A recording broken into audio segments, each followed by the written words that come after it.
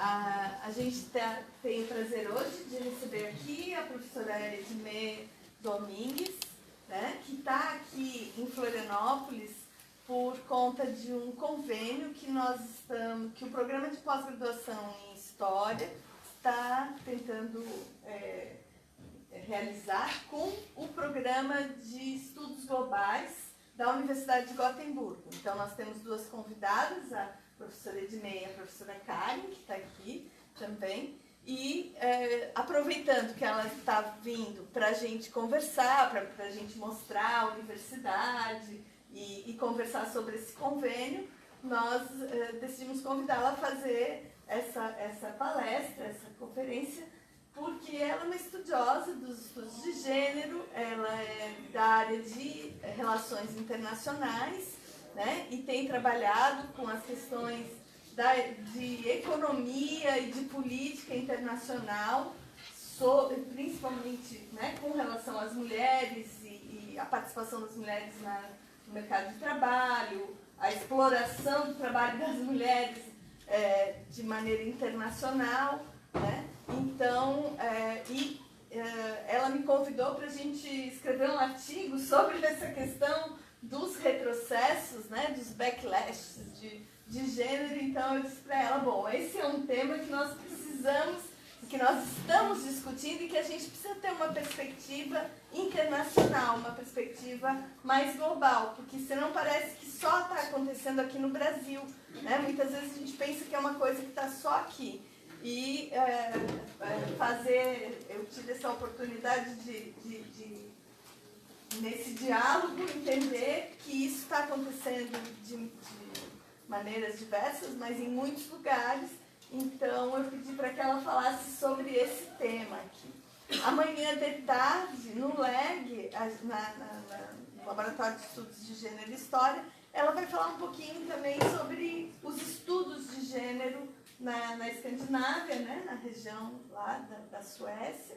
E depois, no finalzinho, a gente vai ter a oportunidade também de conversar com a Karen e com ela e fazer mais informal, se alguém quiser perguntar coisas da universidade, elas vão mostrar um pouco o que é a Universidade de Gotemburgo e tal. Então, estão convidados também para a atividade da manhã. E, bom, queria agradecer muito a Edmê, porque ela está meio cansada, está meio gripada, mas né, se dispôs a fazer essa palestra para a gente. Se você quiser sentar ou... Sim. Eu falo alto, então... Sí. Disculpen que voy a usar el micrófono y espero que comprendan mi español. Yo soy de origen mexicano, o sea, soy mexicana, viviendo en Suecia desde hace 35 años. Entonces, como ustedes ven, no se me ha olvidado el español y trato de practicarlo lo más posible. Pero antes de empezar con el tema que Cristina me invitó, y quiero agradecerle a Cristina, a Eunice, a toda su hospitalidad aquí en Brasil. Estamos muy contentas, Karen y yo, en esta visita de planificación de nuestro futuro intercambio, esperamos. Quiero hacer un poquito un antecedente de quién soy yo y cómo llegué a Suecia, porque ustedes dicen, una mexicana en Suecia, ¿qué está haciendo allá? Entonces, es también una experiencia de vida.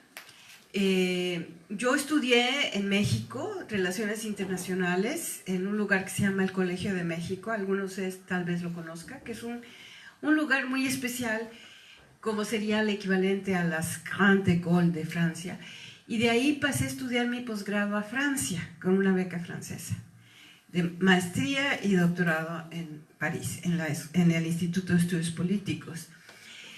Y ahí no estudiaba género. Ahí continué con mis cuestiones de relaciones internacionales, esto hace ya mucho tiempo, y para mi sorpresa estaba yo registrada en un programa de doctorado que yo no sabía que existía, pero que me enteré cuando me di cuenta que estaba ahí, que era el programa de estudios sobre Europa del Este y Unión Soviética en aquella época. Entonces, con ese doctorado me hice especialista en la Unión Soviética, imagínense, lejos de los estudios de género, y no estaba para nada interesada en la cuestión de género. pero resulta que tenía que hacer un trabajo de campo en Moscú. De manera que tuve que esperar mucho tiempo hasta que me dieran la beca por parte de la Unión Soviética, que ustedes saben era muy burocrática, y tenía que ser beca a través de México, no de Francia, porque no era francesa, y finalmente se logró. Me fui 6 meses a Moscú, y como era invitada de la Academia de Ciencias en Moscú, tenía una beca de la Academia de Ciencias, ahí conocí a mi marido, un sueco matemático, y ahí la explicación de por qué estoy en Suecia. Y ahí hice mi trabajo de campo, terminé, regresé a París y después a México, porque mi intención era trabajar en México, esa era mi tirada. Pero ahí y empecé a estudiar, a trabajar en un instituto de investigación, el Centro de Investigación y Docencia Económica, en estudios precisamente de guía con la cuestión soviética, de las políticas soviéticas de América Latina, América Central, etc. Y hubo muchos cambios ahí. El que fue después mi marido vino a México, no le gustó, estuvo un año, no le gustó en su desarrollo y se regresó a Suecia. Y yo tuve que decidir, pero me quedé todavía 3 años más, si quedarme en México o regresar a Suecia, o irme a Suecia. Finalmente me fui a Suecia y desde ahí estoy desde hace ya muchísimos años. Y empecé a trabajar en diferentes universidades, he trabajado en 3 universidades diferentes de Suecia, y fue en Suecia que empecé a interesarme por los estudios de género, y no porque realmente me interesara, sino porque me di cuenta que cuando llegué a la universidad no había prácticamente mujeres en la academia a nivel de profesorado. Había estudiantes, pero no profesoras. Y en esa situación dije, ¿pero qué es esto? Y fue la primera vez que empecé a interesarme en la cuestión de género.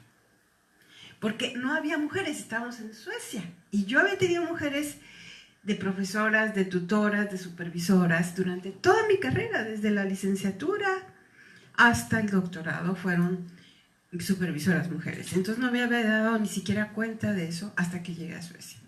Y ahí empecé con trabajos de estudios de género, y mi primer trabajo fue precisamente entender por qué muchas mujeres escogen o no escogen la carrera de investigación, no en género, sino en general. Entonces hicimos un trabajo de comparación de 3 países, México, Suecia y Lituania, porque era todavía Europa del Este, y ahí trabajamos con estudiantes que estaban terminando la licenciatura y estudiantes de doctorado para saber cuáles eran sus intereses para entrar o no a una carrera de investigación en 4 disciplinas, 2 de ciencias sociales y 2 de ciencias exactas, incluyendo economía, psicología, matemáticas, estadística. Entonces, ahí fue cuando empecé mis estudios de género. Pero ya después, como Cristina ha dicho, me he dedicado más bien regresé a el área de relaciones internacionales, relaciones económicas, o sea, economía política internacional y género. Lo que les voy a presentar ahora no es esto. Yo he trabajado mucho en cuestiones de organizaciones laborales de mujeres en zonas de exportación, maquiladoras en México y en Centroamérica. Y aparte de esto, mi actual proyecto de investigación es perspectiva de género de los tratados de libre comercio. Entonces, todo eso son mis temas de interés, y ya con Cristina empezamos a trabajar en esto del backlash o el retroceso. Entonces, como les digo, he tenido todo un trayecto de estudio y de trabajo en diferentes países, no solo en Francia y en Suecia, he trabajado también en España y en Estados Unidos. Y bueno, actualmente estoy en Suecia, tengo toda mi familia ahí. Cuando quería regresar a México empezó toda la cuestión de violencia en México, lo que pues no estimula mucho a regresarse y a aposentarse, como ustedes dicen, en México. En fin, vamos a ver un poco las notas que traigo sobre este proyecto que tenemos con Cristina. Y es un proyecto en curso, es decir, no está acabado ni nada. Como le dijo Cristina, es algo que hacemos conjuntamente 3 investigadoras, y que es una publicación que va a salir en un tema especial de uno de los journals, una revista que está precisamente tomando el tema de backlash, de retrocesos en todo el mundo.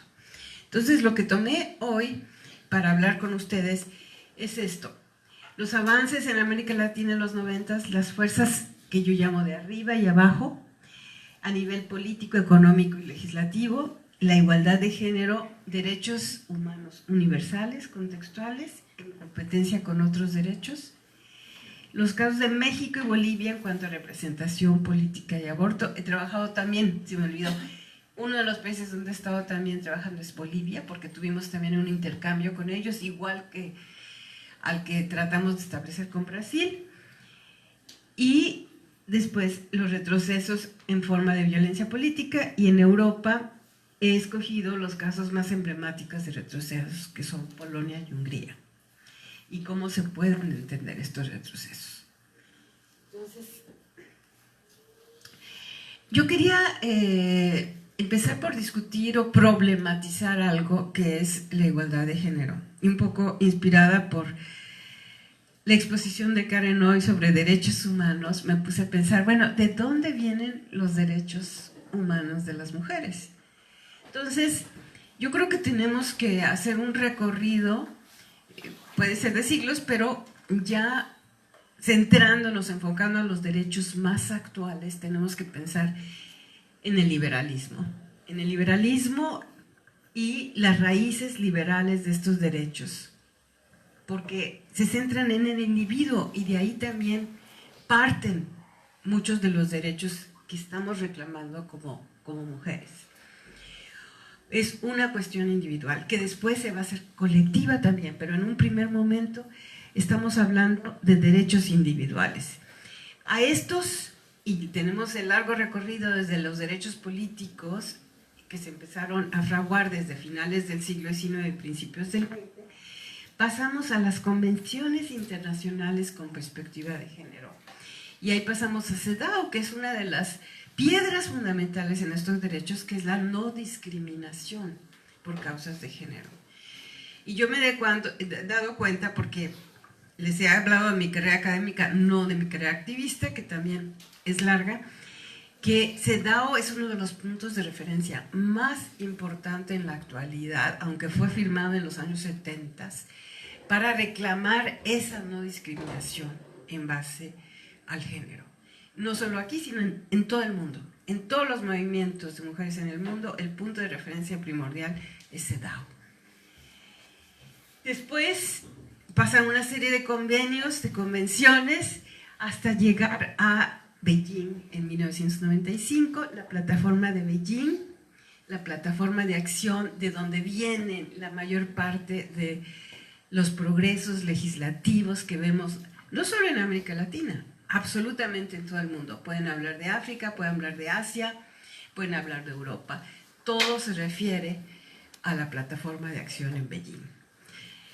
Y después vemos las confluencias con las demandas del sur global, que a mí me encanta, digamos, regresar a ella, que es una plataforma que se va formando a través de las conferencias que empiezan en 1975 en México, las conferencias de Naciones Unidas sobre la mujer, que iba a ser primero 5 años, después 10, y finalmente fueron 20 años de conferencias mundiales sobre la mujer.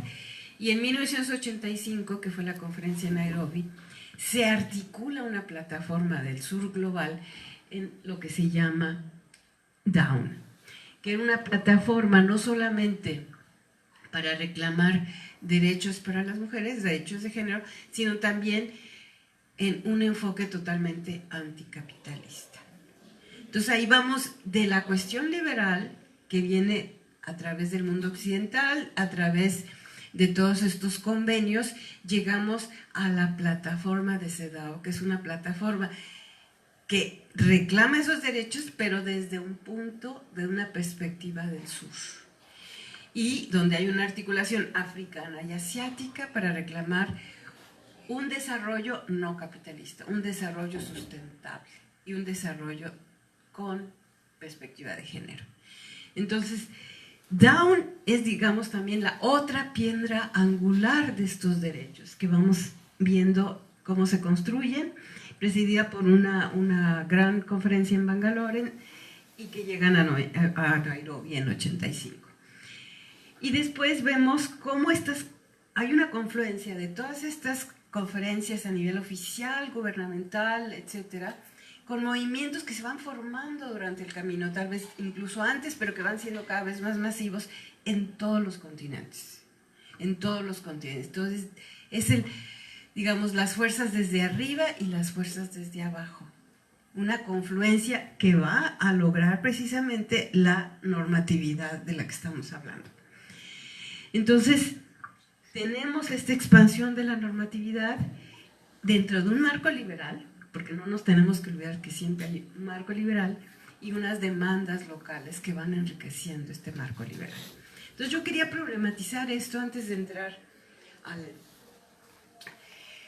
a los casos que yo quería presentarles. Entonces, en los avances en América Latina, me refiero de nuevo a Beijing y toda esta plataforma que va a inspirar las legislaciones, las reformas de todos los países de América Latina, absolutamente todos, que van a avanzar más o menos, y que también van a inspirar a todos los movimientos de mujeres en América Latina que crecen exponencialmente, digamos, y yo digo desde antes, pero sobre todo durante este periodo.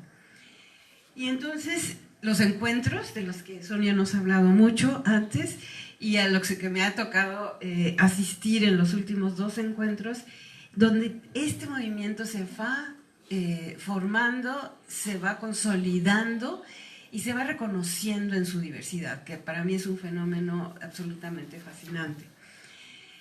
Y de este movimiento, esta fuerza de los encuentros, surgen estas grandes campañas de las que Brasil es parte absolutamente fundamental, como la cuestión contra la violencia y la campaña Ni Una Menos, ¿no?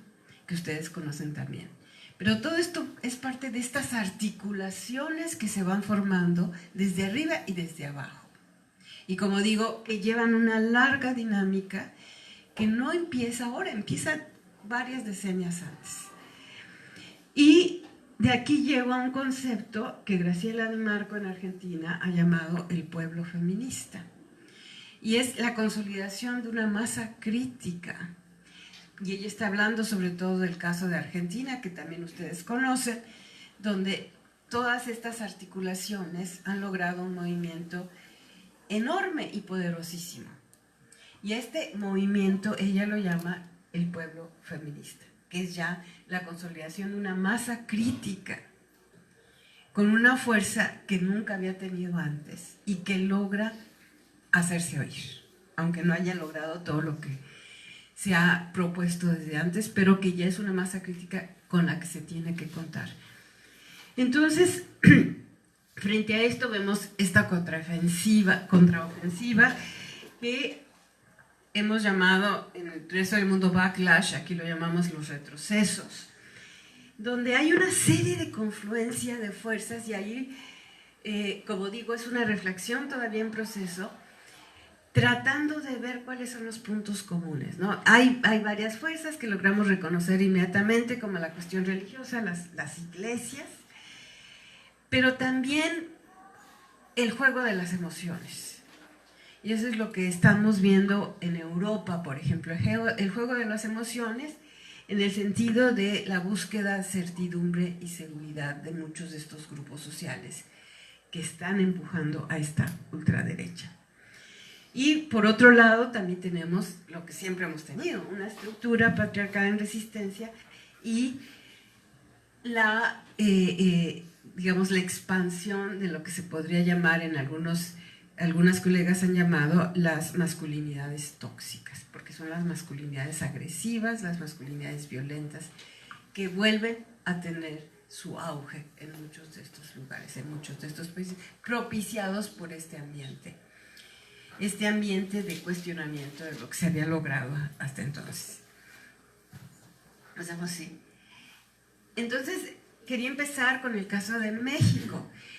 El caso de México es un caso, creo, bastante interesante porque yo me voy a abocar a la cuestión política, pero hay mucho de lo que hablar, toda la cuestión de violencia y sobre todo la cuestión del aborto, que también voy a mencionar un poco. Solo les quiero hablar y no les quise traer gráficas de cómo ha aumentado la representación, simplemente las últimas. Ustedes saben que en México hubo elecciones presidenciales y por fin se logró destronar al PRI por segunda vez, pero esta vez de manera masiva.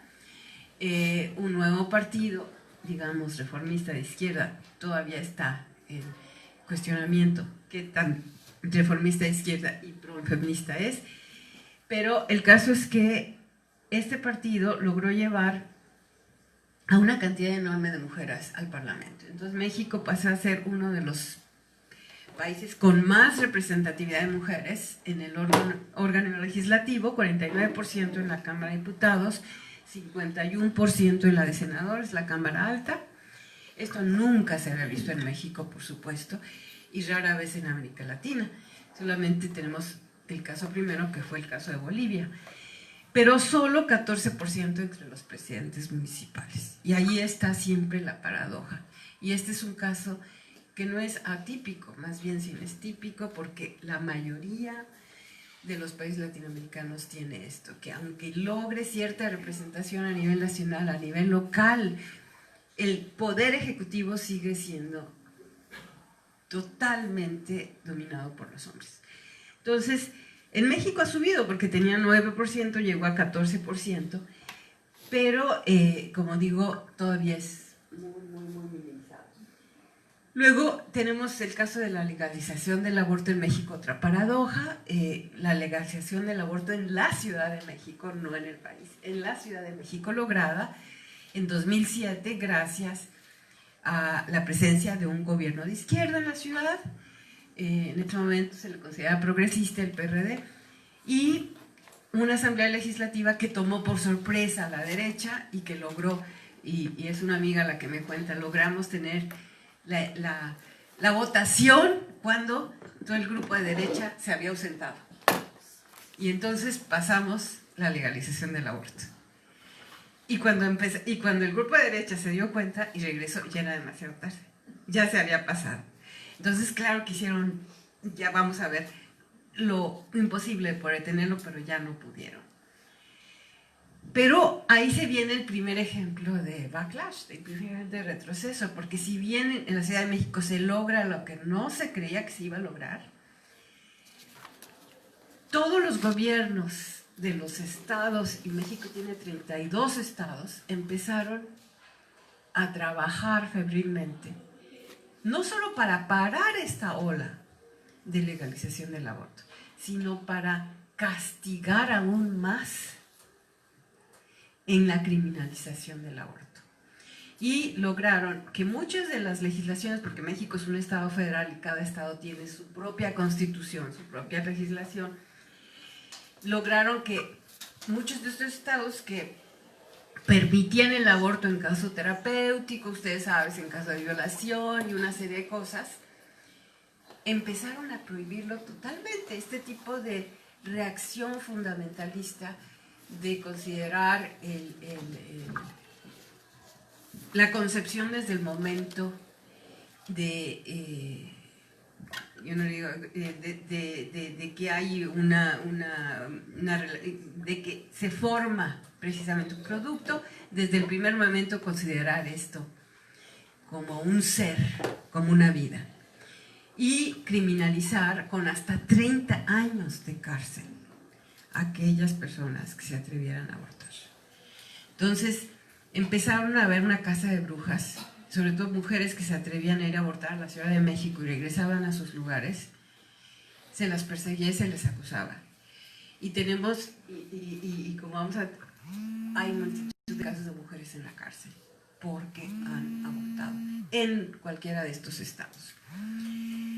Entonces, como decía, a nivel político México tiene una representación política fantástica, sobre todo en comparación con Brasil, que tengo entendido es de las representaciones más bajas en América Latina. Pero el problema es que esto es una representación descriptiva. Es decir, trae consigo una lucha de estas nuevas políticas elegidas de realmente hacerse oír y hacerse tomar en cuenta. Entonces, lo que se llama una representación activa todavía no se logra. ¿Por qué? Porque lo que se viene es una violencia política de género, que es una violencia política que se da en toda América Latina, pero sobre todo en aquellos lugares donde se ha logrado más representación, más conquistas. Y si a esto se le agrega una violencia ya endémica en México, que ustedes seguramente han oído hablar, y junto con la política, esto afecta a gran parte de las mujeres elegidas. Entonces tenemos, desde las últimas elecciones, decenas de mujeres que han sido asesinadas, ya electas en asambleas locales o como presidentes municipales. Y muchas veces no es ni siquiera la criminalidad, o sea, los grupos criminales que ya conocemos ligados al narcotráfico, sino son fuerzas políticas locales que las quieren hacer desaparecer. Entonces tenemos una violencia política de sexo y violencia política en general muy, muy fuerte, que claro, se focaliza muchas veces en contra de estas mujeres. Y ahí tienen un poco las fotos de mujeres nuevamente elegidas en la Cámara y de mujeres votando, mujeres indígenas, porque aquí hay mucho que hablar también en cuanto a la representación. También se ha logrado mucho en las comunidades indígenas este aumento de la representación política y mucho en base, yo diría, a lo que fue el movimiento zapatista desde el principio con su ley revolucionaria de las mujeres. Entonces hay mayor participación incluso en las comunidades indígenas. Y como yo decía, la cuestión del aborto es este ejemplo paradigmático de lo que es el retroceso. Por un lado, esta legalización que todavía se da en la Ciudad de México, y por otro lado, todo este cuestionamiento. Y aquí vemos cómo funcionan estas fuerzas reaccionarias, las fuerzas que quieren parar todos estos avances, porque aquí hay una serie de alianzas políticas que ni siquiera nos imaginábamos antes.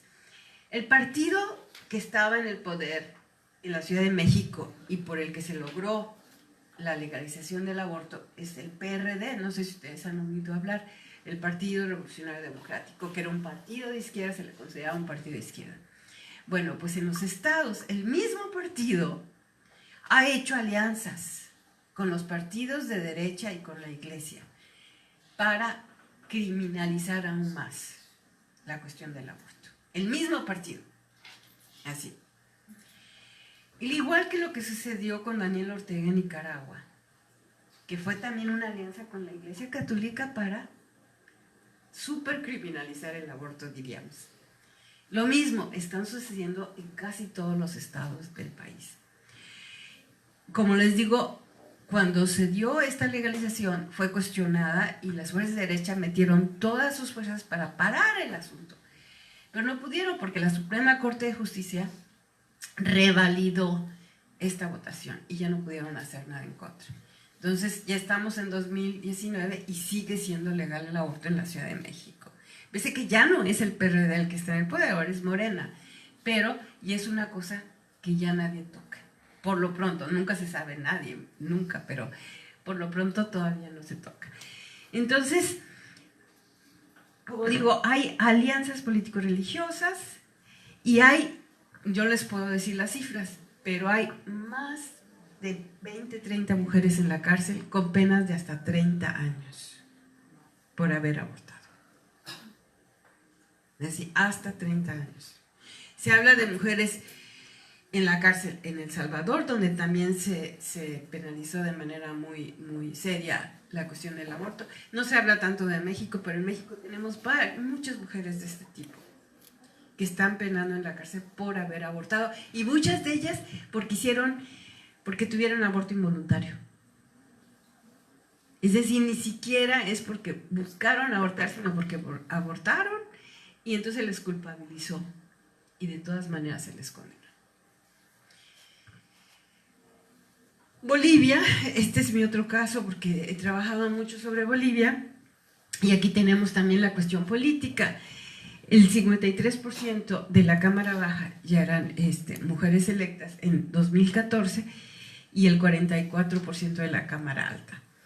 A nivel municipal, 51% de todos los consejos municipales de todo el país estaban dominados por mujeres, 51%. Pero a nivel de presidentes municipales solo 8%, 8.5% eran mujeres.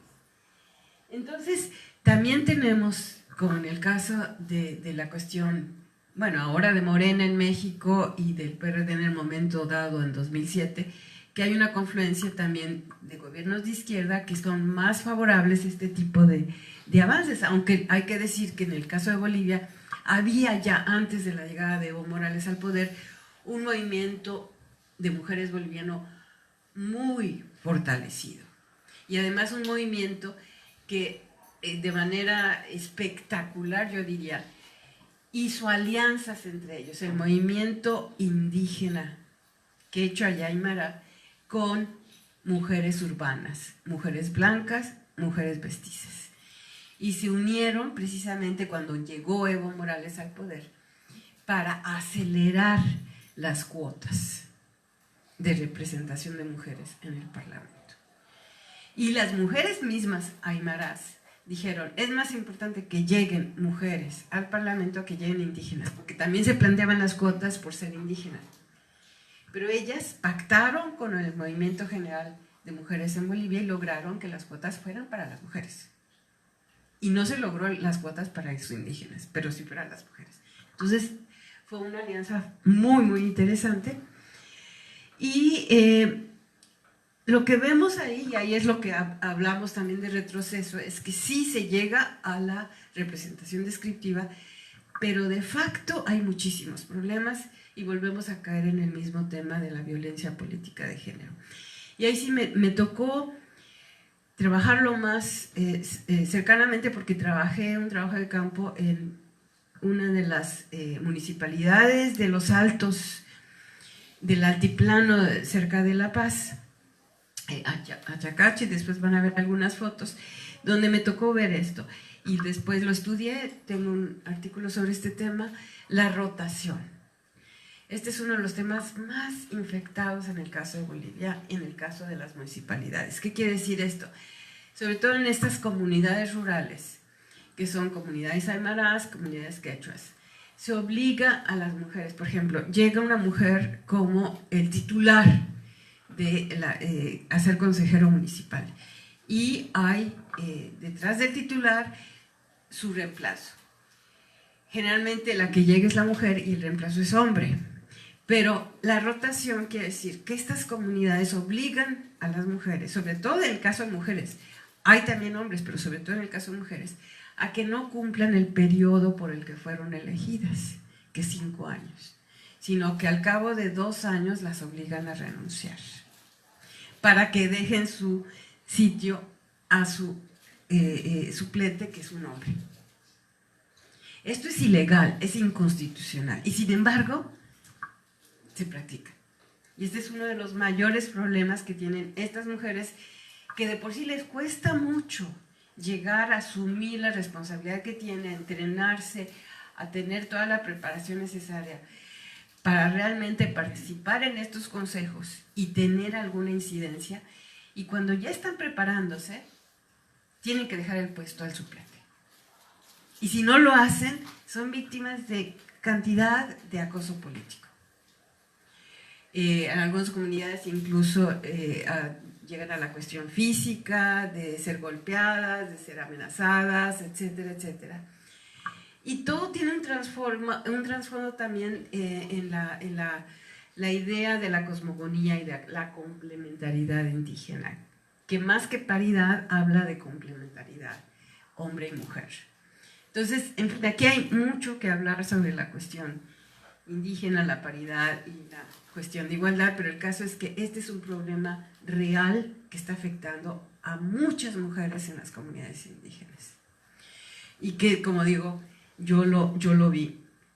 Entonces, esto llevó a que se redactara una ley que en 2012 fue aprobada, la ley 243, contra la violencia política de género, sobre todo a nivel local. Porque era tan fuerte y eran tantos los casos que se habían reportado, incluso asesinatos políticos. La ley de hecho salió porque una de las personas que era consejera política que había luchado más contra este tipo de casos fue asesinada. Y al mes de ser asesinada se aprobó la ley. Entonces tuvo que haber un asesinato para que finalmente esa ley pasara.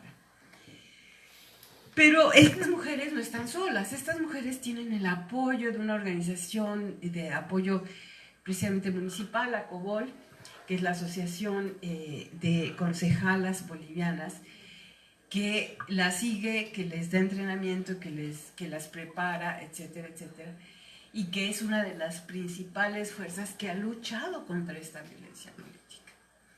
Entonces tienen un apoyo de la sociedad civil, porque es una agencia no gubernamental que, digamos, las está de todas maneras empoderando. Y aquí tienen algunas, esta es una de las concejalas en La Paz y este es en el municipio de Achacachi, donde estuve trabajando. Y estas son parte de las consejeras municipales en Achacachi. Y este es uno de los folletos que saca COBOL precisamente para apoyar a estas mujeres, que dice: acoso y violencia política en razón de género afectan el trabajo político y la gestión pública de las mujeres, para tratar de darles cursos de capacitación sobre esto. Y ahora pasamos al caso de Europa, porque hablábamos de un retroceso a nivel global. Y en el caso de Europa también tenemos una serie de avances con lo que yo llamo el ramo, el enramaje liberal de estos derechos individuales de los que hablábamos, que se van a topar también con una serie de dificultades, por ejemplo, las crisis económicas que han afectado a Europa.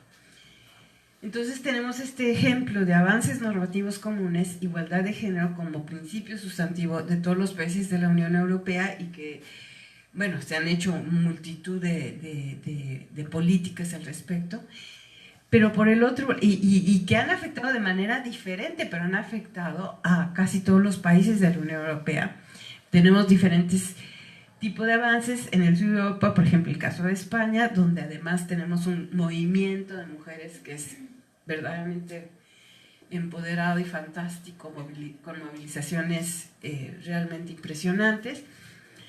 El caso del este de Europa, que vamos a ver ahora, o el caso de Escandinavia.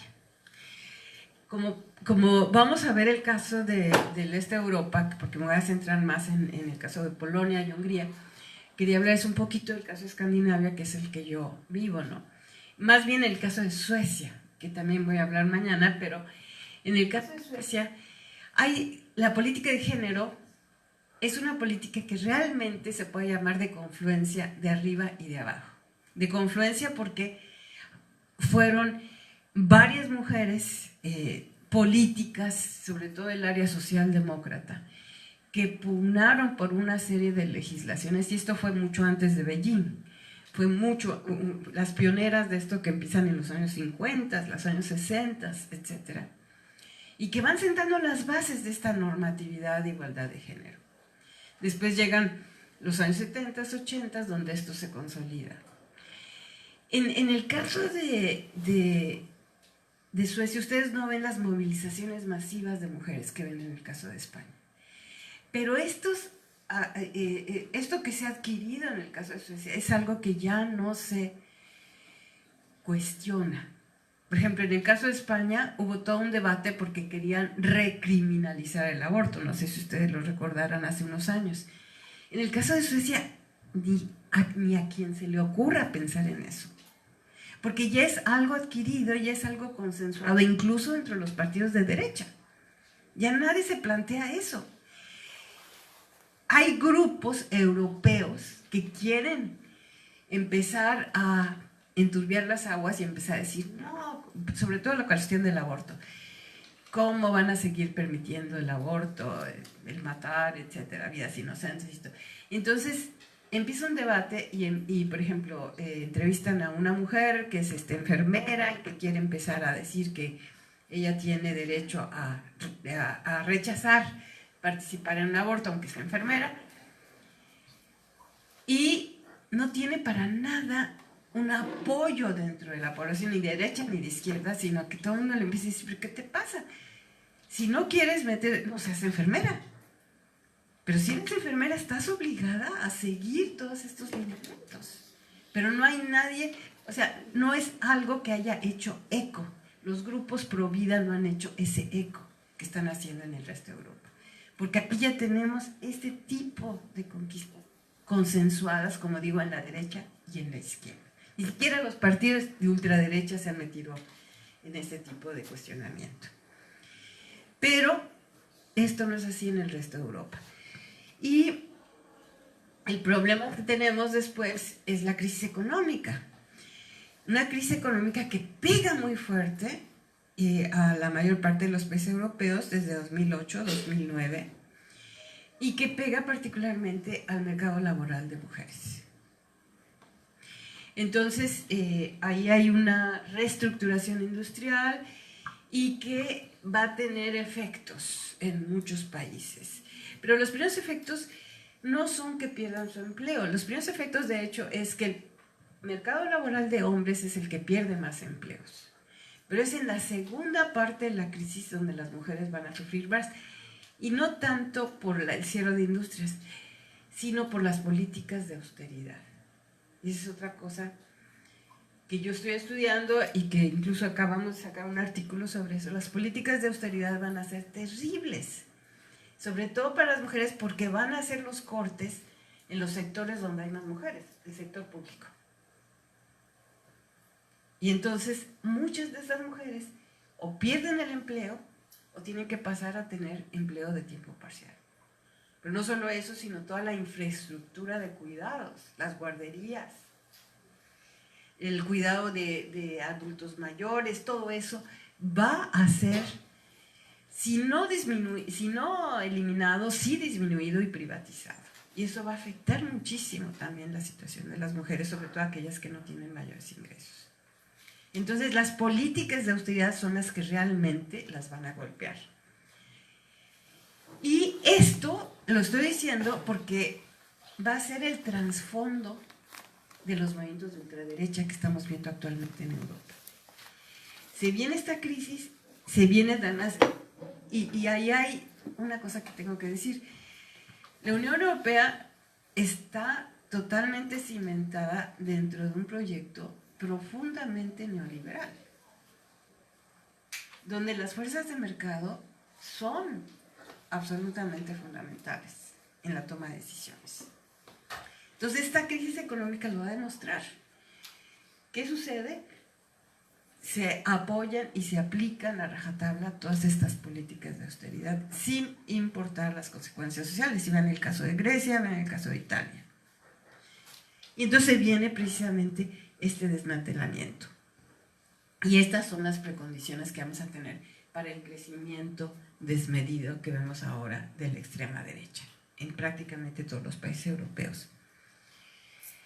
Y bueno, vamos al caso de Polonia y Hungría ya directamente, que pasan de lo que llamo el socialismo machista al capitalismo neoliberal y el autoritarismo tradicional. ¿Y por qué hablo del socialismo machista? Bueno, porque como yo les dije anteriormente, en mi anterior vida fui sovietóloga y viví lo que era la realidad soviética.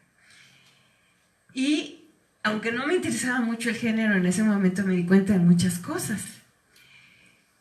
En este pasado socialista era fundamental la participación económica de las mujeres. Las mujeres fueron la mano de obra de reserva de toda la construcción socialista, desde la época de Stalin hasta los años 70. ¿Por qué? Porque se necesitaba mano de obra para esta industrialización. Y como no importaba mano de obra, pues ponían a trabajar a todas las mujeres.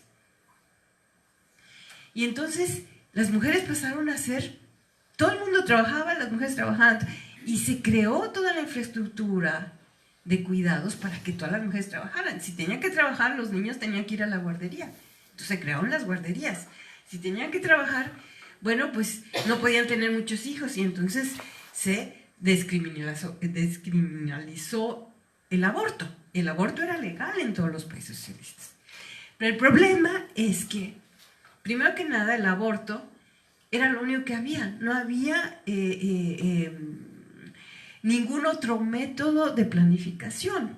Entonces tengan en cuenta que estas mujeres tenían que abortar durante su vida a veces hasta 10 veces, porque no tenían otro tipo de control de natalidad, de control de planificación. No existían las píldoras ni nada de eso, ni eran accesibles. Entonces era una política de control de natalidad el aborto, y lo usaban a destajo. Por otro lado, estas mujeres participaban en la política como mano de obra, pero no tenían derechos en realidad. No había absolutamente ninguna ambición de igualdad de género, de darles voz y voto en las políticas de decisión, sobre todo a nivel político. Podían tener mucha representación en el Parlamento, pero a nadie se le ocurría hablar de los derechos de la mujer, ni que el hombre tuviera que participar en la cuestión doméstica. Eso a nadie se le ocurría. Yo cuando estuve en Moscú, y esto fue en el año 1979, cuando quise ir a comprar toallas sanitarias, me di cuenta que no existían las toallas sanitarias en la Unión Soviética. No se producían las toallas sanitarias. ¿Por qué? Porque solo las necesitaban las mujeres. ¿Y a quién le importaba que las mujeres estuvieran cómodas? ¿Se dan cuenta? O sea, el país que mandaba hombres al espacio y que tenían los grandes avances científicos, no se le ocurría que había que producir toallas sanitarias para mujeres. O sea, igualdad de género, olvídense. Había un machismo impresionantísimo en lo que llamamos los países socialistas de aquella época. Pero un machismo enorme, un autoritarismo, todo lo que ustedes asocian al machismo existía, incluso en Cuba durante muchos años. De manera que estos países pasan de ser socialistas machistas, como digo, aunque la mujer trabajaba y tenía acceso a todo esto, a un capitalismo neoliberal salvaje. Entonces hay un desmantelamiento de la infraestructura de cuidados, se acaban las guarderías, se acaba cómo mantener a los niños ocupados, etc. Y se da la libertad de no trabajar para las mujeres. Ya no eran obligadas a trabajar como en la época soviética. Y entonces es la época de las soluciones individuales y la época de la pobreza de muchísimas familias que pasan a ser verdaderamente sectores marginados. Estos países pasaron a ser socialistas a ser países subdesarrollados totalmente. O sea, fue una transición brutal al capitalismo. ¿Qué sucede? Que poco a poco se recuperan algunos de ellos y se da algún crecimiento económico después de la transición, pero después se viene la crisis económica, 2008-2019. Entonces lo que había se vuelve a desmantelar. Y es el trasfondo de este empuje de la ultraderecha que vemos en estos dos países. Y entonces vemos el surgimiento de estos populistas, de estos gobiernos populistas de derecha que tanto nos horrorizan. En Polonia, el Prawo Sprawiedliwości, PiS, desde 2015, y en Hungría, Fidesz, desde 2010. ¿Y qué hacen estos gobiernos? O sea, ¿por qué surgen y por qué alcanzan el poder? Bueno, por todas las precondiciones que les acabo de dar. Después de pasar esa transición tan brutal, bueno, tenemos una cantidad enorme de sectores marginados, de sectores pobres. Y de esta gente, digamos, ¿qué es lo que van a priorizar?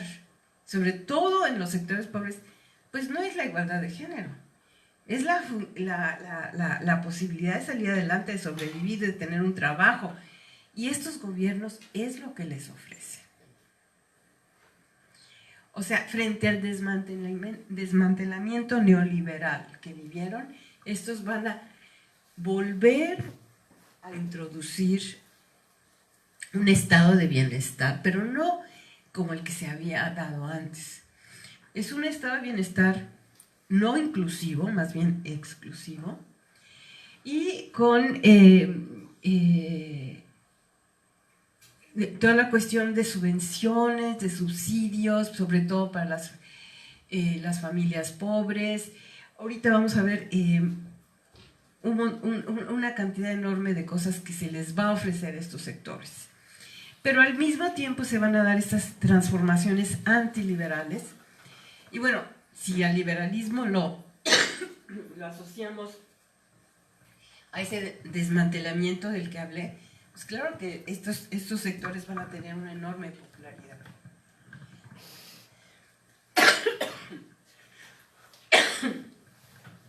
Gracias.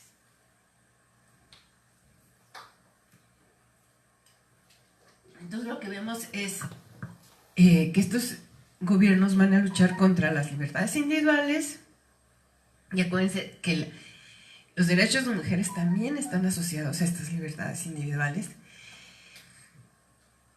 contra las organizaciones de la sociedad civil y contra la ideología de género, porque es parte de todo este tipo de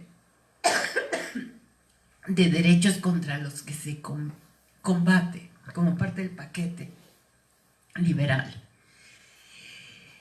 Y además se van contra la amenaza a los derechos al aborto legal que ya se tenía en estos países, derechos también contra la violencia doméstica que ya se habían logrado. Y sin embargo tenemos que 39% o 40% de las mujeres polacas votaron por este partido en 2015, y en Hungría 52% de todas las mujeres votaron por Fidesz en 2018. Entonces los analistas dicen, ¿cómo votan por ellos? Y entonces aquí traigo la cuestión de los intereses prácticos contra los intereses estratégicos de género, que algunos de ustedes conocen, lo que decía Maxime Molineux. Estos partidos ofrecen este mejoramiento económico a las familias, las más golpeadas por esta transición. Sean los subsidios familiares, y ahí tienen cuánto le van a dar por niño, cuando hay niños o cuando no se gana el salario mínimo. Entonces, ofrecen nuevos empleos en sectores públicos con ingresos inferiores a los mínimos, pero que son mejores a la ayuda social. Aumento en los salarios mínimos, sobre todo donde predominan las mujeres, disminución de los costos de energía. Todo esto es parte del paquete populista ultraderechista. Y se da este modelo de bienestar no inclusivo, claro, porque excluye a todos los migrantes, patriarcal con valores familistas tradicionales, pero que hace diferencias para sectores pobres, muchos de ellos liderados por mujeres. Y yo he escuchado entrevistas, porque en la radio sueca se hacen muchos reportajes sobre esta situación, de mujeres que votaron por estos partidos, y que dicen, bueno, es que en realidad no es que me simpaticen, pero si me están dando esto y yo tengo una situación que soy madre soltera, que tengo 2 hijos, que yo no sé cómo mantenerlos, y que me están dando este tipo de subsidio, o en otra ocasión, que sobre todo en Hungría, estos 2 países tienen también problemas de falta de natalidad, y también tienen un horror de que inmigrantes vengan a cubrir los puestos de trabajo que ellos necesitan cubrir. Entonces, ¿qué hacen? Estimular la natalidad. Entonces las mujeres se van a quedar en casa y les van a dar un subsidio por quedarse en casa, y les van a hacer, no solamente un subsidio, les van a dar créditos especiales para obtener departamentos o casas, y que no van a pagar ningún tipo de interés por estos créditos. En fin, una serie de cosas que les está regalando con tal de que tengan hijos. Y como no hay dinero suficiente para crear guarderías, bueno, las mujeres se tienen que quedar en casa. Esto, por ejemplo, se intentó hacer este tipo de subsidio a la familia, que la mujer se quedara en casa y que no trabajara por lo menos unos años en Noruega. Se implantó en Noruega, pero en Suecia jamás se implantó porque hubo un grito total. Dijeron, esto es totalmente antifeminista y no lo vamos a hacer. Y ninguno lo aceptó, nunca se implantó. Pero sí se implantó en el caso de Noruega durante un tiempo. Pero en Hungría eso es lo que está precisamente dándose, ¿no? Y ven los porcentajes de votación por este partido. Entonces es un modelo, digamos, de tipo derechista muy limitado de bienestar social, pero que está ofreciendo algo a muchos de estos sectores. Pero, y ahí vemos que hay intereses prácticos y hay intereses estratégicos, pero dentro de los prácticos también están derechos que ya se tenían como adquiridos, como es el derecho al aborto, en el caso de Polonia y en el caso de Hungría. En el caso de Polonia, las 2 veces que el gobierno ha amenazado con criminalizar el aborto totalmente, se ha visto enfrentado a estas manifestaciones masivas, porque ya eso se considera también como algo que se logró y durante muchos años se tuvo, y que no se va a poder, no se va a cuestionar. ¿Por qué? Porque muchas de estas mujeres también son mujeres pobres y tampoco quieren tener muchos hijos. Entonces quieren tener el derecho a abortar. Y no abortar de manera ilegal, de manera peligrosa, etc. Entonces dicen, no podemos darnos ese lujo, y por lo tanto se dan cantidad de manifestaciones en 2016 y en 2018, cuando el gobierno hace pasar la legislación a discutir en el Parlamento, y ahí se da precisamente lo contrario a lo que se da en Argentina el año pasado. No pasa la propuesta del gobierno por las amenazas de estas movilizaciones gigantescas y no logran recriminalizar el aborto, como tampoco lo lograron en España.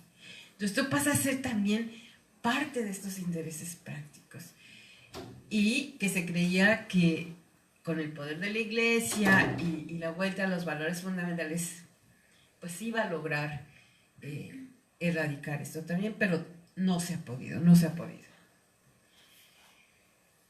Y bueno, ya vimos esto, el porqué de los gobiernos de ultraderecha es la fuerza. Pero para muchas mujeres, parte de estos intereses prácticos incluyen los reproductivos.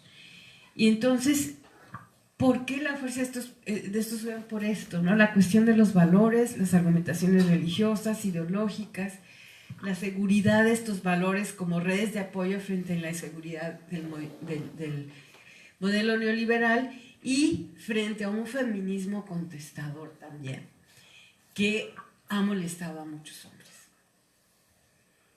Entonces, en muchas de las encuestas responden, el feminismo ha llegado demasiado lejos, o ha avanzado demasiado. Esto se da incluso en Suecia, dentro de los votantes por la extrema derecha, que ya aumentaron muchísimo. No se cuestionan, como ya dije, los valores fundamentales del aborto y todo, pero sí dicen, las feministas han avanzado demasiado. Y esto los amenaza de alguna manera. Entonces, esto es parte de la explicación de por qué se vota por la ultraderecha. Tenemos también las estructuras patriarcales que aprovechan esta ventana de oportunidad de un modelo neoliberal frustrante para muchos de los votantes.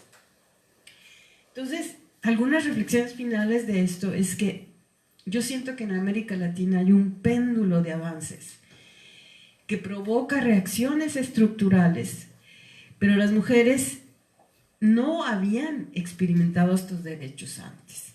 Por lo tanto, ahora que los tienen, están, por lo menos en América Latina, más decididas a defenderlos, ¿no?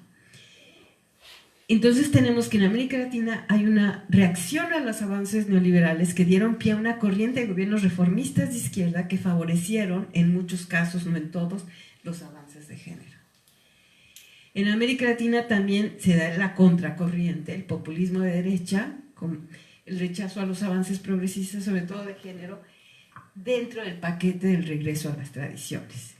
En Europa, sobre todo en el este, se da la confluencia de la transición, que ya dije, del modelo socialista al neoliberal, las crisis abruptas que causan esta frustración y los populismos de derecha contra un modelo liberal al que asocian a los avances de género, y por eso hablé de los derechos liberales de género. Entonces, los avances, se puede cuestionar, no son lineares, sino pendulares, pero son conquistas aún defendidas por crecientes movimientos de lo que se llama, lo que algunos llaman el pueblo feminista, y que para muchos casos, creo, se han convertido en una masa crítica. Entonces va a ser mucho más difícil quitarlos.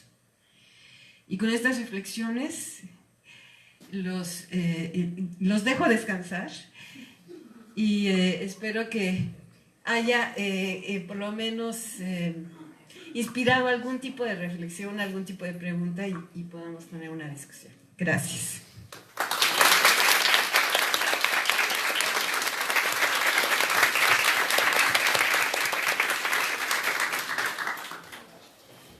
Entonces, abrimos para preguntas. Sim, muito obrigada. Você quer sentar, Juliana? Não, não, está Não?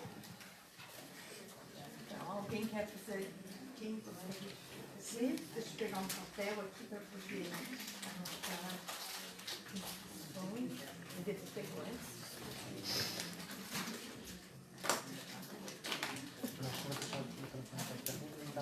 Pode ser.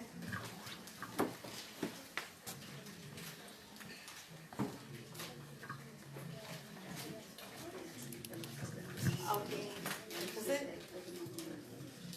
Bom, então, para começar, eu tenho uma pergunta. Eu achei, queria agradecer, Edmê, por essa reflexão e, portanto, né, por essas questões que você coloca. E eu fiquei muito intrigada porque parece que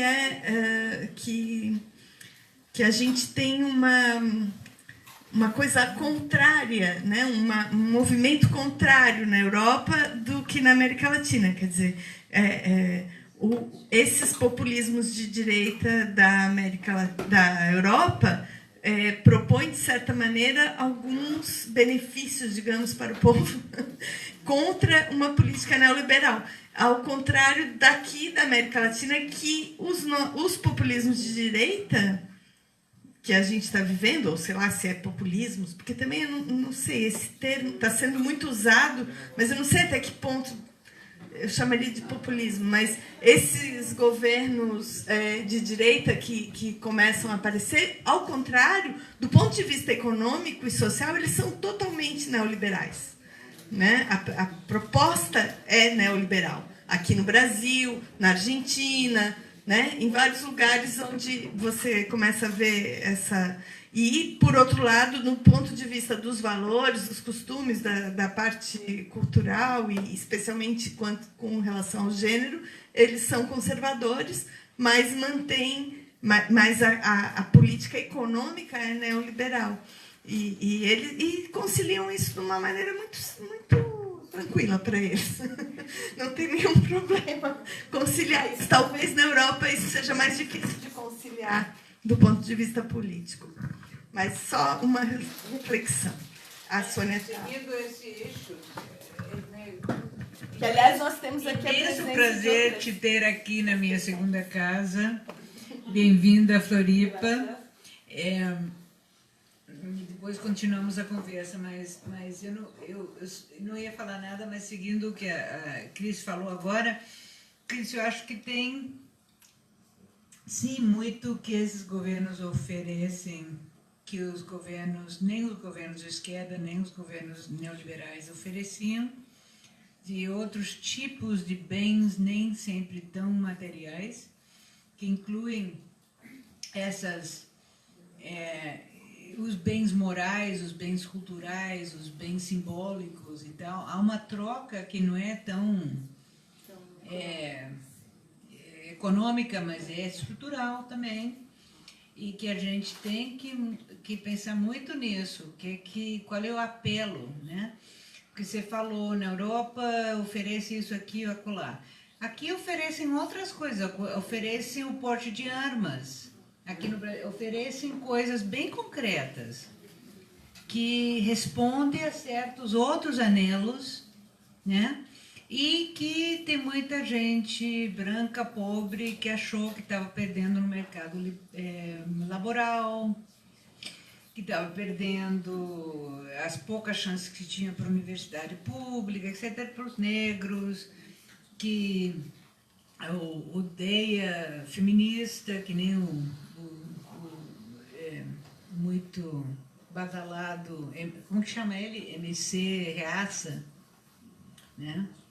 Eu estava lendo que ele falou que as feministas, numa música dele falava que as feministas mereciam, enfim, eu acho que tem outra troca, outro intercâmbio acontecendo que não é meramente liberal, porque também os pobres apoiavam os neoliberais, então os neoliberais de verdade, porque essa turma, eu não sei se são tão populistas no sentido, esticar, stretching concepts. Nem são tão populistas, nem tão neoliberais, que se a gente não repensarmos um pouco o que constitui ambos esses termos, né? Então, essa é uma pergunta, isso é para formular uma pergunta. Quão populistas e quão neoliberais. E isso é um livro, imagino, eu perdi a introdução, né? Ah, tá. Ótimo.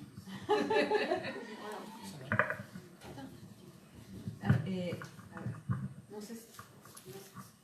Acho que não está esse. A gente pode trocar, então?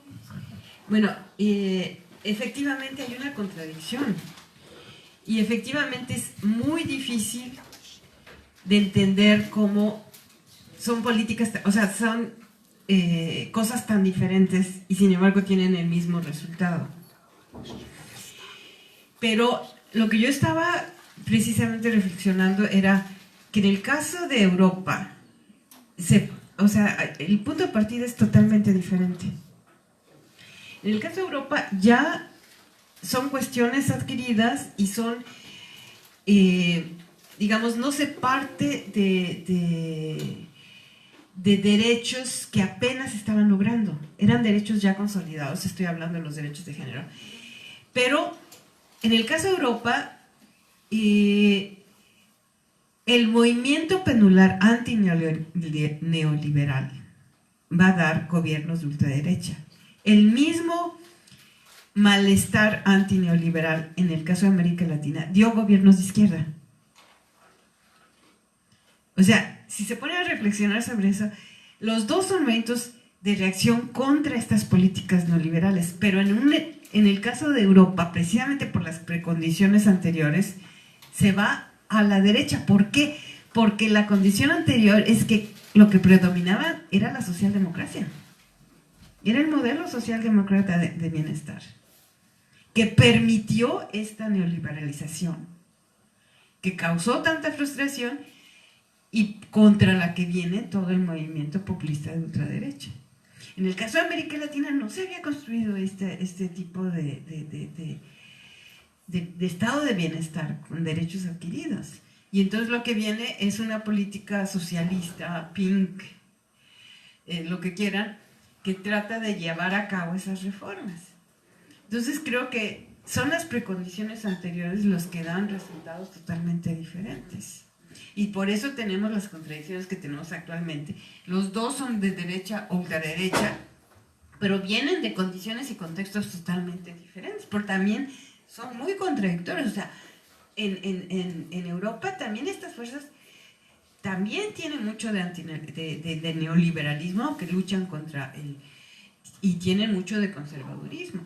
O sea, tienen contradicciones muy fuertes en su interior y todavía no las han resuelto.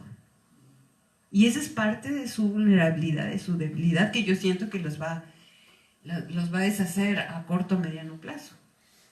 Pero hay todas esas contradicciones, es cierto, las hay. Y sin embargo los efectos están siendo los mismos. podemos abrir más otras reflexiones, sí. Eu acho interessante que preciso, será? É que a gente está transmitindo. Ah, tá, desculpa.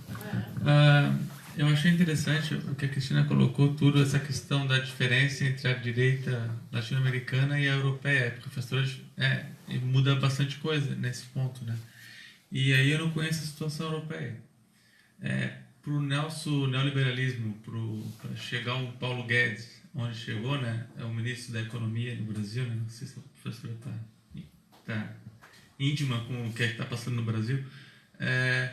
Eles usaram uma plataforma para a população mais ampla, que não foi o cerne, não foi o debate econômico, né? Teve um grande alarde de fundo, vão acabar com a família de bem, tem toda uma histeria moralista, assim, um ataque, e aí dizendo que a esquerda como se fosse uma coisa coesa, as políticas de bem-estar, a pauta moral, tudo junto, estão afundando a família de bem, tal. Então teve um ataque muito, muito sistemático nisso e calou fundo, principalmente com o pessoal evangélico, né, no Brasil, que tem toda uma questão. Aí eu queria saber, porque na apresentação que a professora colocou, pesou muito, na apresentação pelo menos, essa questão do cálculo prático, das mulheres olharem e falarem, não, eu posso até não simpatizar muito com a pauta desse político conservador de direita, mas ele me dá um mínimo de welfare state que nem a social-democracia me deu antigamente. Então, pode ser que me interesse, ainda que eu perca coisas. Mas eu queria saber se eles também usam muito essa bola essa certa... Eu não sei a palavra certa para isso, mas esse alarmismo de fundo moral e religioso para conseguir emplacar uma pauta que não... Uma pauta econômica, algo do gênero, porque no Brasil a gente passa isso, né? O debate econômico passou longe. Censura nas escolas. Quem trabalha com escola sabe o inferno que tá para discutir qualquer coisa, né? Então, eu queria saber se a direita de lá também se pesou tanto assim a economia ou um cálculo que foi para além do econômico, como colocar ali, né? Que essa coisa mais dos valores, né? Fazendo um alarmismo, se isso pesou muito. Quem sabe faz mais. Tem uma pergunta também. Não, ainda não mandou. Bom, primeiro eu queria agradecer a fala, muito legal. Eu venho das relações internacionais também, me formei em RI, agora estou indo para Sociologia Política e eu estudo epistemologias feministas, então é uma área que me interessa bastante. Tenho duas perguntas, assim. A primeira é que fica bem visível como o aborto é uma questão central, né, para as conquistas feministas e como que é uma pauta tão difícil de a gente conseguir alcançar aqui na América Latina, né? No Brasil a gente ainda caminha, né? Tem um fundo moralista muito grande, assim, com essa questão, mas a gente sabe que também questões econômicas e capitalistas como que eu posso dizer? É necessário que se tenha esse controle sobre os nossos corpos. Então, a minha pergunta é até que ponto a gente conseguiria avançar em uma estrutura capitalista e neoliberal na questão do aborto e mais de controle da nossa reprodução, mulheres. E a outra questão é referente à mídia, que no Brasil a gente vê uma força muito grande midiática nessas questões de protestos e de criminalização de movimentos sociais, se isso se vê também ou como é que é tratado.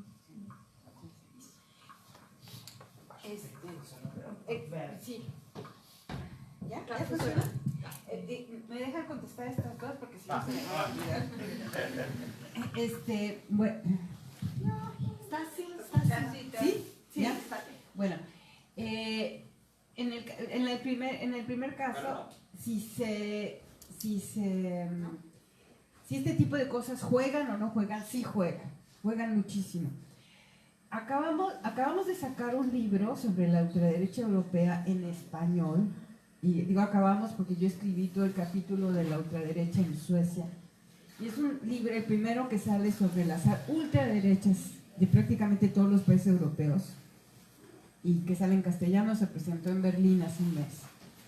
Y uno de los capítulos que analiza esto habla de las emociones, no solamente el llamado a los valores tradicionales y la cuestión ética y la cuestión moral y religiosa, sino las emociones. Cómo se juega con las emociones de los grupos a los que se quiere atraer a la extrema derecha. Y uno de los juegos de esas emociones es la cuestión de la migración.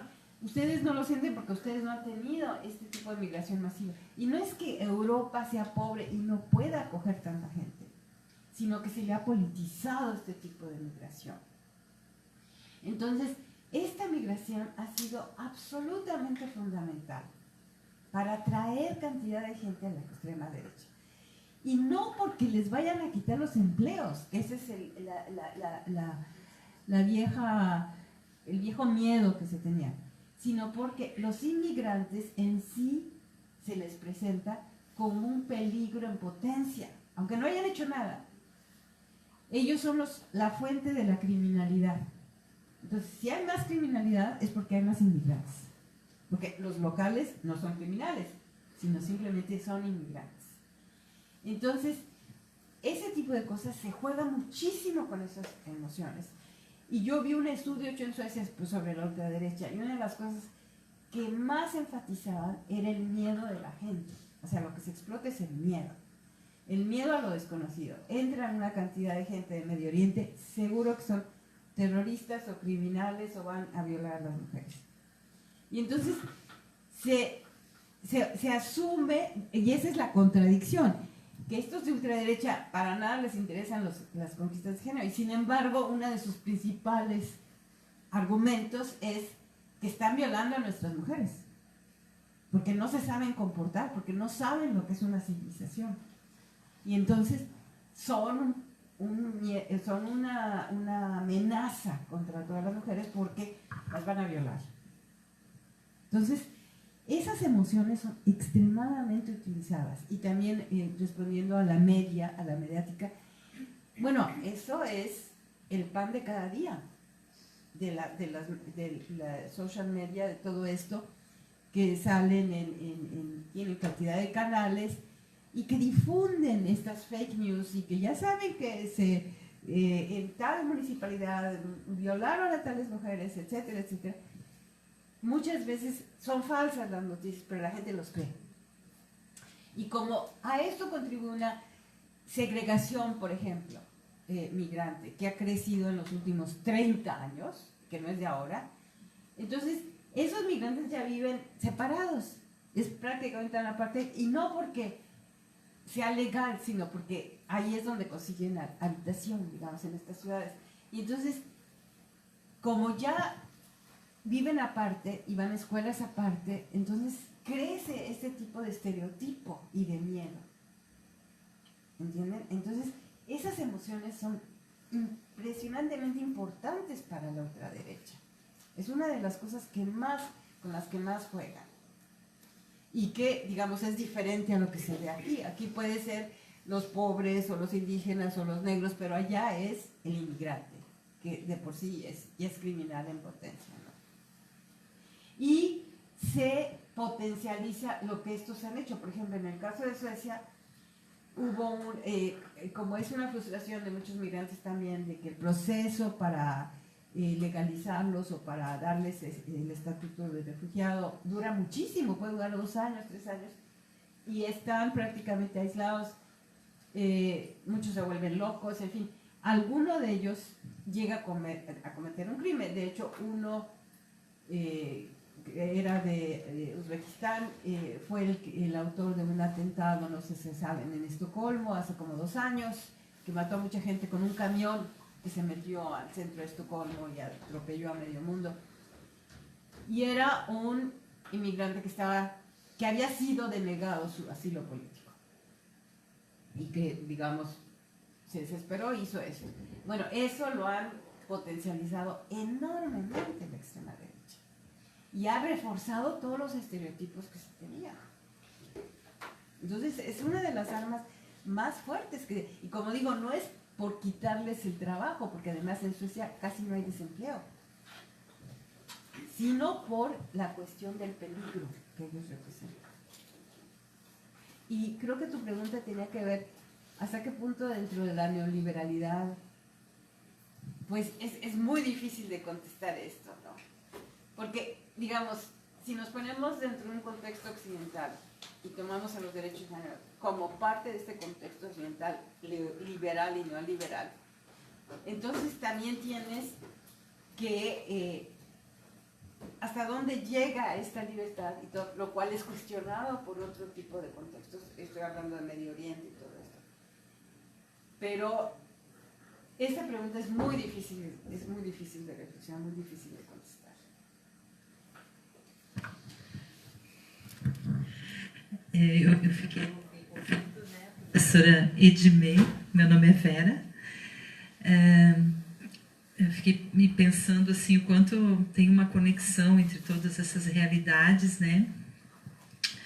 E aqui no nosso país, assim, a gente tem visto um impacto dessas políticas na vida cotidiana, principalmente no altíssimo índice de feminicídios, que é um fenômeno que nós não sabemos se de fato hoje em dia tem mais visibilidade devido às redes sociais e outras formas de denúncia, como a própria Lei Maria da Penha, ou se de fato é uma reação, né, da estrutura, né, do patriarcado. E isso também se estende, né, no âmbito do mundo do trabalho, nas leis de proteção social, a reforma trabalhista, quanto que impactou também a vida das mulheres e uma eventual reforma da Previdência que vai impactar na Seguridade. E eu fiquei pensando, né, que como que é ambíguo, porque existem políticas, nem projeto, né, eu acredito muito que tem um projeto, né, não pensando em uma teoria da conspiração, mas um projeto global.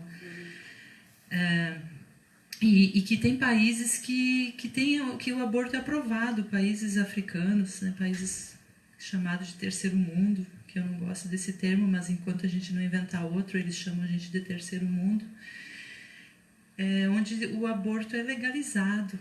É muito simples, é mais fácil fazer um aborto do que tu ganhar um bebê. E, ao mesmo tempo, existem países do chamado primeiro mundo onde as mulheres investem muito dinheiro para conseguir ter acesso a uma gravidez, né?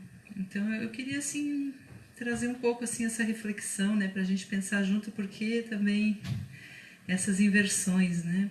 E se tu nas tuas pesquisas assim tem identificado, eu fico sempre pensando assim, onde que está a raiz, né? Quais são os umbrais, como fala a Rita Segato, né? Os umbrais de tolerância à violência, onde eles se sustentam. Oye, es una reflexión muy difícil de contestar. Y es cierto, o sea, existen ese tipo de contradicciones donde, por ejemplo, en el caso de los países escandinavos, una de las cosas que se han logrado, o sea, es que el Estado financie toda la cuestión de reproducción asistida. En el sentido de que pruebas de fertilidad y todo esto, antes no era posible hacerlos con dinero del Estado y ahora es financiado por el Estado. Pero hay contextos diferentes. En el caso de Suecia no es porque se necesite más reproducción, es decir, en el caso de Polonia y Hungría hay una política de fertilidad, de política de natalidad muy importante detrás de las políticas antigénero. En el caso de Suecia no, porque en el caso de Suecia la natalidad es muy alta, es de los países con mayor natalidad, sin necesidad que lo impulse el Estado, porque ya hay una normatividad de política de bienestar que hace más fácil tener hijos, más, digamos, no solo más fácil, sino que se puede combinar una carrera con tener un hijo. O sea, hay una infraestructura de cuidados y todo esto. Y sin embargo, también se logra que el Estado asuma los costos de fertilización, etcétera, etcétera, cuando se necesita. Y se dan, no sé si voy a lo que usted estaba comentando, y las políticas de yo no sé en qué países africanos hay políticas de aborto legalizado, y por qué se dan, pero yo creo que habría que examinar esos casos más de cerca antes de poder hablar en general. Yo no soy muy adepta a hablar de las conspiraciones globales, ni de que hay un pacto global, aunque a veces uno se queda pensando, pero hay algo, porque, por ejemplo, cuando estaba trabajando en este libro de las ultraderechas, yo veía a Steve Bannon por todos lados. O sea, por todos lados en los países europeos. No por casualidad. No. O sea, por todos lados apoyando selectivamente partidos aquí y allá. O sea, y uno dice, ¿pero qué es esto, no? Efectivamente, pero yo creo que aún los esfuerzos de Steve Bannon no serían productivos si no hubiera las precondiciones necesarias para dar esto, porque no todo es fake news. O sea, no todo es... Entonces, tiene que haber una precondición para que esto se dé de todas maneras como se está dando acá. Pero como digo, no soy afecta a esas conspiraciones globales. A lo mejor hay, no lo sabemos. Pero sí se dan todas estas contradicciones que usted está señalando. Pero hay que verlo de manera muy contextual. ¿Qué está pasando en cada país? ¿Otras preguntas? Reflexiones? Bom, acho que a gente pode terminar também. Sim. Né? Muito obrigada.